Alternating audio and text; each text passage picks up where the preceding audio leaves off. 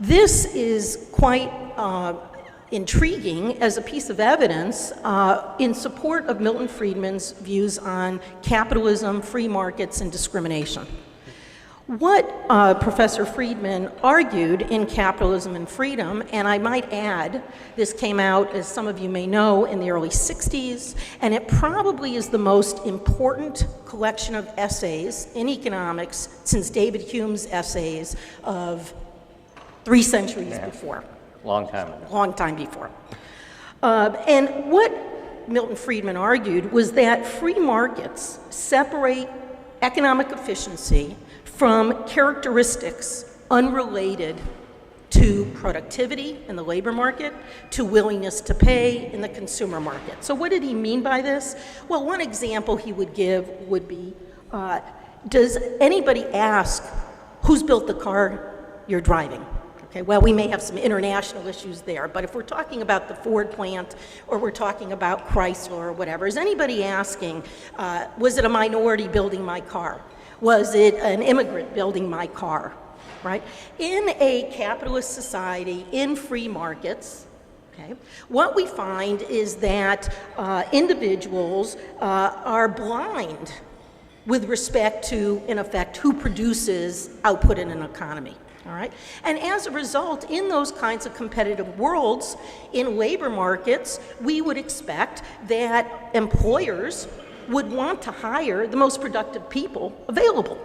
All right? If they don't, then we know, again, in competitive markets, that they will suffer in terms of their profitability because they have, in fact, indulged themselves in certain characteristics and certain consumables, characteristics of their labor force, and thereby reduce their profitability. So his argument was that if we look at well-functioning markets, we tend to see that they compete away discrimination, particularly in labor markets. Now, in his discussion of discrimination, Milton Friedman showed a side of himself, a very normative side, opinionated side of himself, much beyond the general view of Friedman that of commitment to economic and civil freedom. And I just want to quote for you a very strong statement he makes, which is one reason that I respected him so much. He said, "I believe strongly that the color of a man's skin or the religion of his parents is by itself no reason to treat him differently. That a man should be judged by what he is and what he does, and not by these external characteristics. I deplore what seem to me the prejudice and narrowness of outlook of those whose tastes differ from mine in this respect. And I think the less of them for it."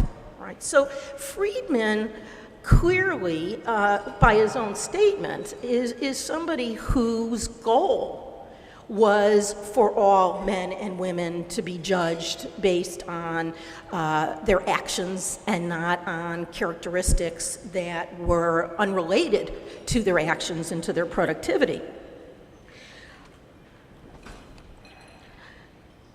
Why did he believe that competition would reduce discrimination? As I just mentioned, one of the reasons is productivity. That is, that in a competitive market, suppliers would be attracted to the most productive individuals possible for their labor force. And secondly, that if you're a seller in a competitive market, and that's the if in a competitive market, that you would want to sell your products to anyone with a willingness to pay for your product. That is, you would not want to exclude demand for your product. If you did, you would have less revenue, you would have a lower bottom line, all right? So he believed that where discrimination arose in marketplaces, it arose when you had monopoly, when you had uncompetitive markets. There was another place, of course, where he believed that discrimination arose and was long-lasting, and that was where it had the benefit of government support. We saw this in South Africa.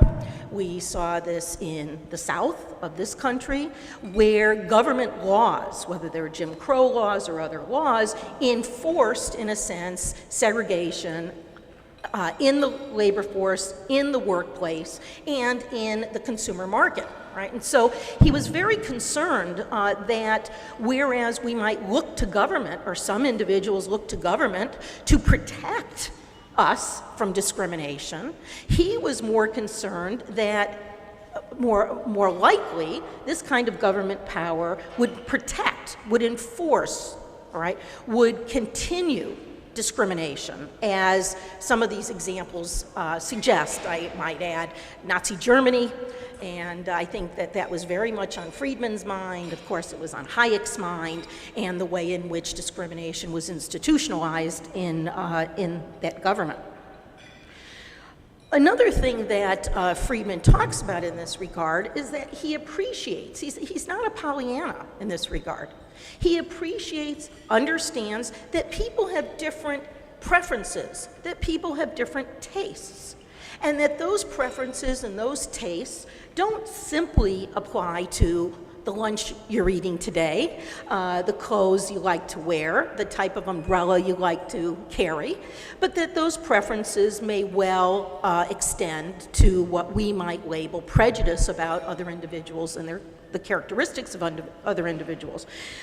His argument, however, is that one of the responses, the major response to this, has to be education, has to be a cajoling, a debate, a discussion, experience, in order to change people's preferences. And in many ways, he parallels Adam Smith in this regard. I always find it interesting that when you ask people about Adam Smith, the first thing, of course, they'll say is Wealth of Nations. Well, many of us recognize that his volume before that was the Theory of Moral Sentiments. Adam Smith understood that society had to create institutions within communities to influence the preferences, to influence the perspectives of individuals, all right? The morality, if you will, of individuals. And Friedman follows this quite a bit in talking about the important role there is in education and in breaking down barriers on a social level. But what he is really arguing is, if you empower government, okay, to prohibit discrimination according to certain characteristics, all right, what does that mean about other characteristics that may be the basis for quote-unquote discrimination? There's been a lot of studies out that show, for example, that the taller you are, the thinner you are, the more symmetric your face features are, the higher your wage. All right, and the question becomes, how do we, in a sense, compete those kinds of preferences out of the marketplace? And his argument is the best way to do that is by having individuals measured by their productivity, having competitive labor markets, having competitive output markets. He did understand that, as Bonnie mentioned in the beginning, that sometimes we're in a second-best world. He did understand that there could be monopoly. He did understand that in the case of desegregating a counter at a lunchroom, there may be issues of what we call first movers. Who is it that does this first, and what kind of costs might they bear by being the first one to integrate the countertop? He also understood that there were second-best outcomes, okay, when it came to government. And in fact, if you read through Capitalism and Freedom, he is a very staunch supporter of a government role, which is enforcing private property, primarily. The one area that, and I'll close with this, the one area that Professor Friedman came to late in the game, but I must say it was a welcome coming, had to do with the lineage I somewhat descend from, and that is the public choice lineage in Virginia.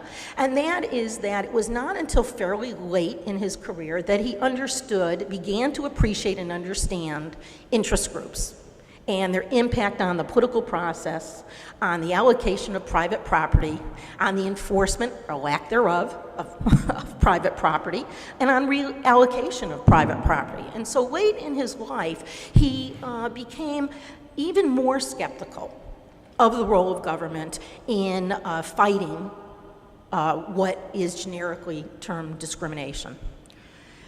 The last preface that Milton Friedman wrote for Capitalism and Freedom occurred in 2002, in which he was praising the move of the United States and the world in general from centralized economies with the fall of the Soviet Union to more reliance on the free market.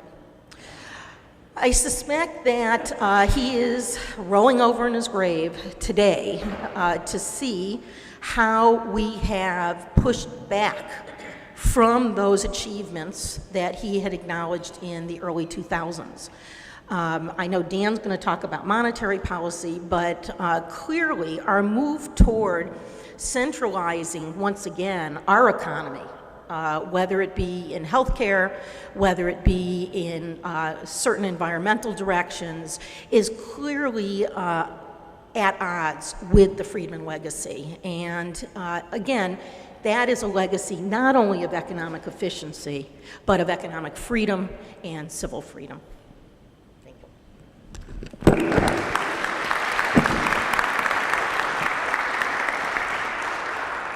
Thank you, Susan. Let's take a question.